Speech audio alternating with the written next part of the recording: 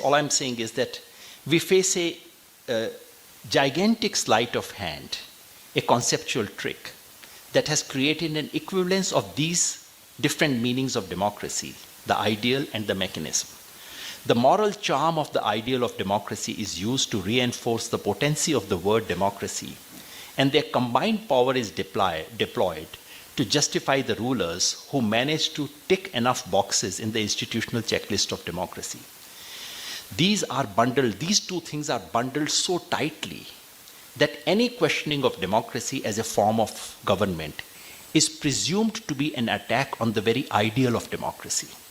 This leads to a hypnotic smell of democracy that can be a moral cloak to cover dubious and dangerous regimes and make us unsee the stark reality that stares us in our face. This is what's happening all over the world. How do we respond to this? One option is breaking the spell of democracy. I borrow this expression from a theorist and historian of democracy called John Donne, who's been writing very systematically on this issue. And I must say, he wrote all this before Mr. Donald Trump arrived, before Mr. Modi's first victory. He has been writing consistently to question the dominant global orthodoxy on democracy, and not from a Marxist perspective, not saying it's a bourgeois democracy or something of that kind, but simply unpacking and saying, what are you doing? Do you know what you are endorsing? John Donne says that what we need to do is to break the spell of democracy, detach the regimes from lofty ideals of democracy, and then treat democracy just as one more form of government that carries no special claim to moral authority. That's his proposal. That he says, but when exactly did people start saying that democracy was something lovely? He says it's a very recent thing. Why are you being tricked? No Greek would have made this mistake of assuming that democracy was going to give you good governance.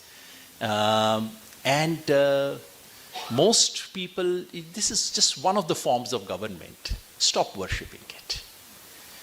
The trouble with this suggestion, intellectually powerful as it is, there are twofold trouble. One is that this word has already gained so much moral currency that you cannot evacuate it now. Words have certain power, certain charm. Over the years, they gather dust, they also gather diamonds and gold. They carry it with them. And if they carry it, you can't then pluck it out. Democracy is a word which has by now acquired so much charm and power that the idea that you now disabuse people of this notion is, even if it was a good idea, it is an impossible proposition. The second problem, of course, is what's the alternative? Are we proposing something better? Are we proposing something different? Probably not. So, hence my proposal that instead of taking the more academic and intellectual route, I would suggest a radically different option, which would be to re-enchant democracy. This would mean taking the high ideals of democracy seriously and examining each actually existing society that claims to be democracy against those powerful ideals.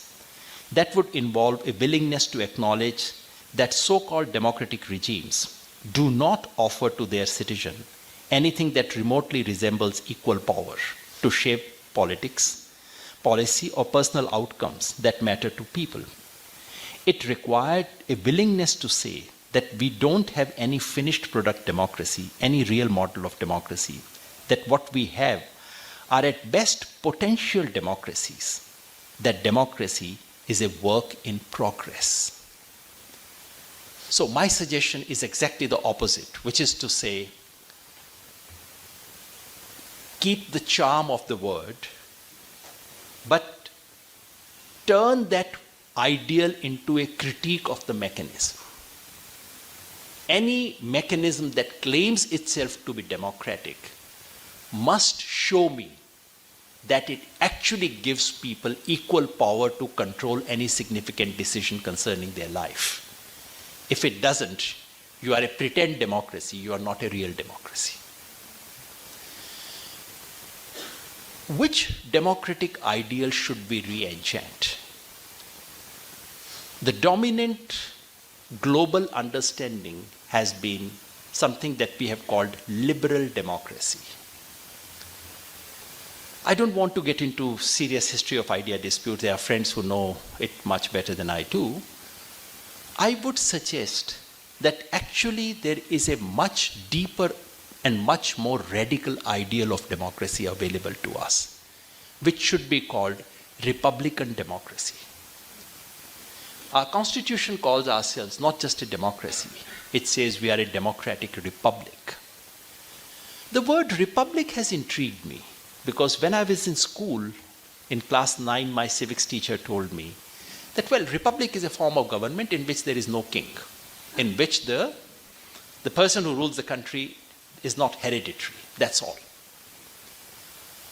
That's what I continue to believe in my understanding of political science. Now that I look back, I think the word republic has much deeper meaning, much deeper resonance, something that we missed. Republic presumes a political community. A political community must have some bonds, must have some shared ideals. And those ideals must be kept alive. Otherwise, that community doesn't exist. Republic reminds us of the existence of a public. And republicanism, incidentally, you see, we don't sufficiently pay attention to two things in our intellectual history. One is the European intellectual history, the other is Indian intellectual history.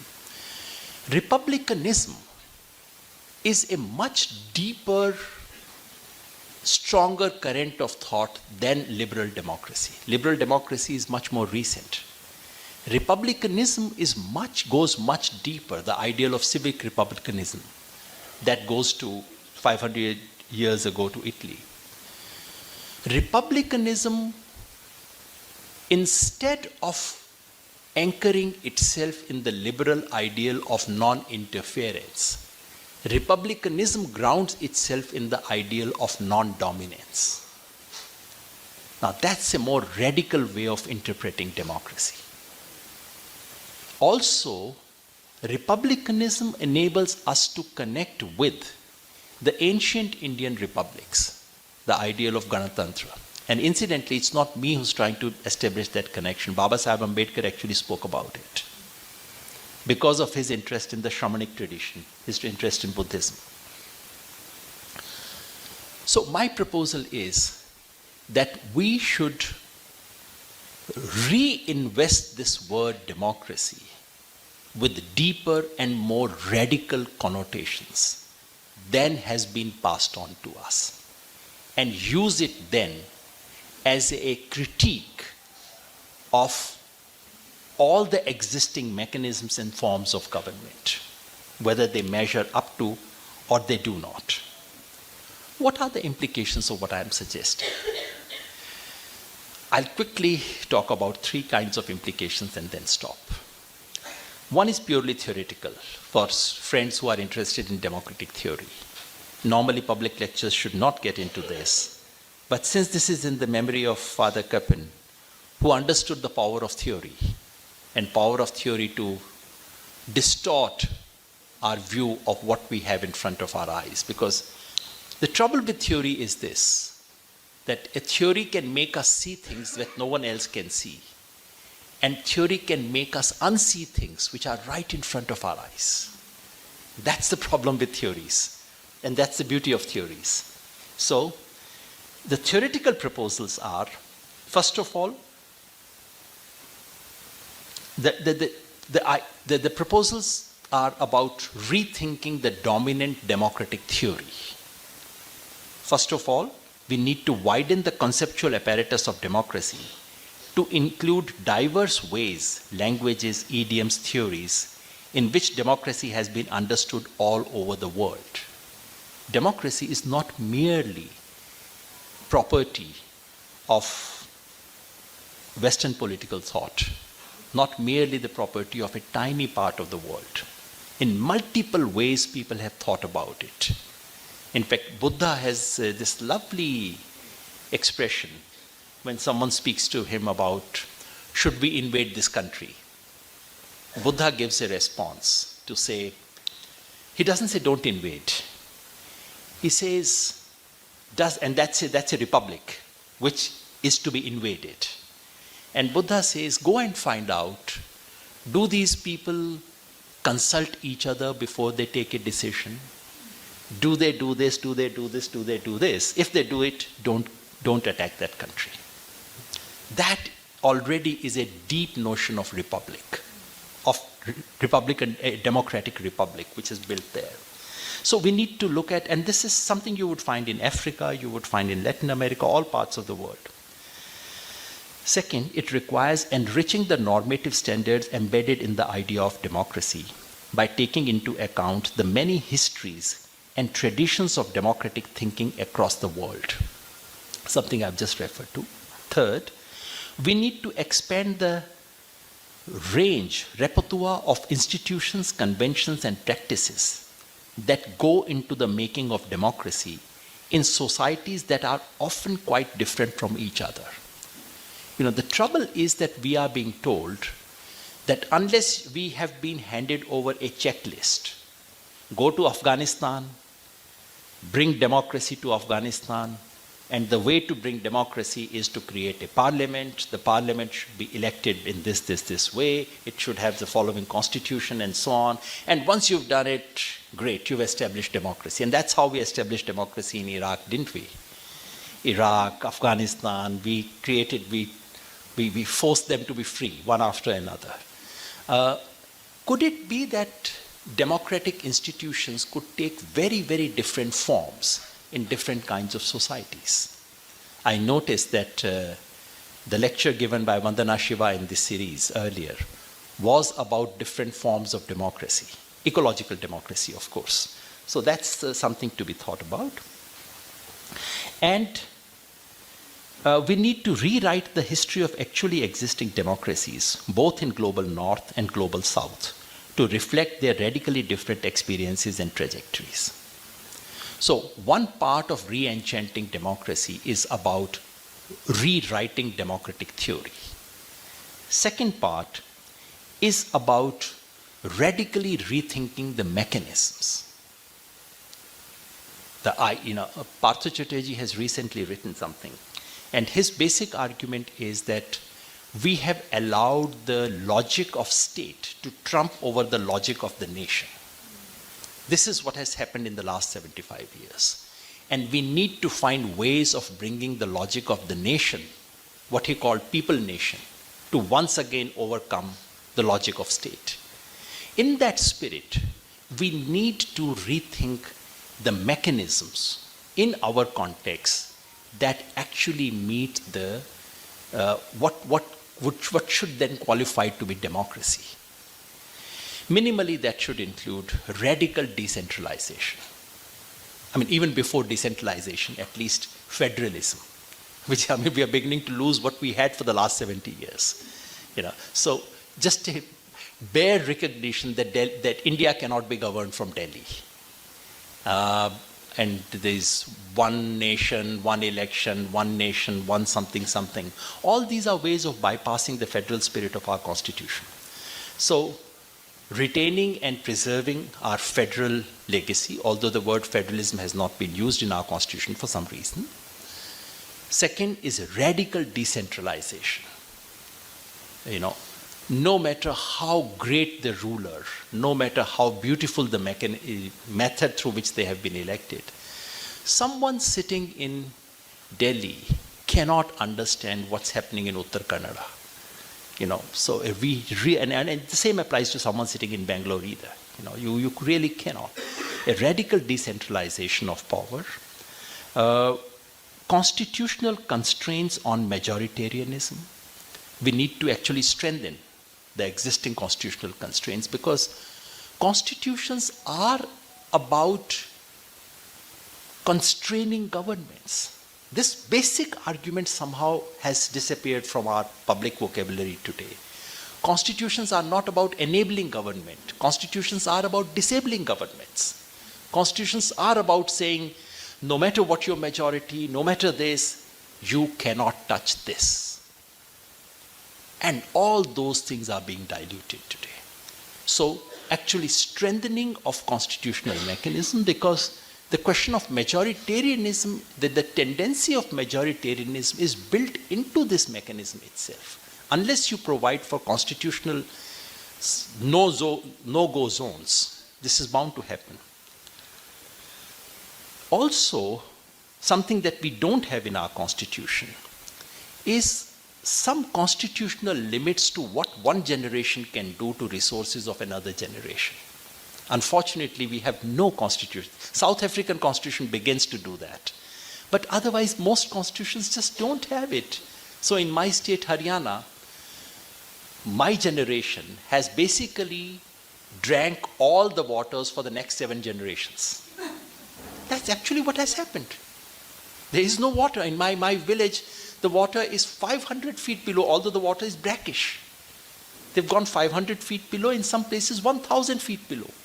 So basically what you've done is that you've drank the quota for the next 7 generations because they do not yet have vote. It's only constitution that can, constitutions are meant precisely to do this. For future generations, for non-humans, and for nature. Unless you have those constraints, this mechanism of majority-based democracy can never provide you constraints of that kind. And level playing ground on 2 most critical issues. Somehow political reforms is the hobby horse of this country, and everyone has their pet theory on how this country can be transformed. And all of us have started following Mr. Modi in one respect, that we all first look at the medicine and then we search for the disease, which is relevant for that particular medicine. I mean, this has become a national obsession now. This is exactly what demonetization was. I love this medicine. Now let me think of what disease can this medicine solve. Ye nahi to dusra, dusra nahi to tisra, kuch to karega. This is one nation, one election. Exactly this.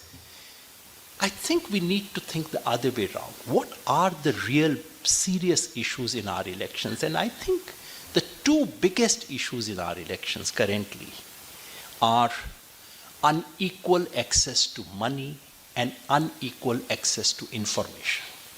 Media, money. These are the 2 biggest constraints in our elections currently, although people love to discuss all other things. Unless there is some semblance of parity that can be established, elections will simply not reflect popular will. There is no way. They are designed not to reflect popular will. So these mechanisms need to be thought of. But I don't want to end the lecture just with this. To my mind, it's not merely about changing constitutions. Re-Enchanting Democracy is not merely about redesigning institutions, changing democratic theory, rewriting some bits of our constitution. In the last instance, Re-Enchanting Democracy is about practice, about what we do.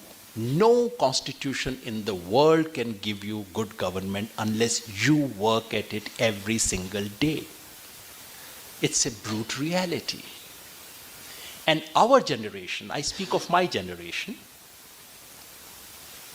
I think we are seriously guilty of a criminal default. We inherited a certain constitution, we inherited certain institutions, we just assumed that they would do their job, democracy would continue to produce reasonably decent outcomes, and we all devoted ourselves to our personal pursuits. Only to realize that constitutional values do not reproduce themselves. Someone has to reproduce it for new generation in a new lingo, in a new metaphor, in a new language, every 25 years or so. constitutional values need to be re-articulated, re-enchanted. The way this word came to me was mainly through this idea that these words need to be given new life. Merely by saying this is constitution, this is what Baba Sahib Ambedkar got it, they don't mean a thing to the new generation. It is by articulating it in their language or by connecting it to day-to-day struggles and concerns of ordinary people who live their life on the margins of this country. That is how you can re-enchant democracy. Stay ahead with our cutting-edge news app. Instantly access the latest shorts in just 1 minute and breaking news in just 50 words. Download now for a smarter, faster news experience.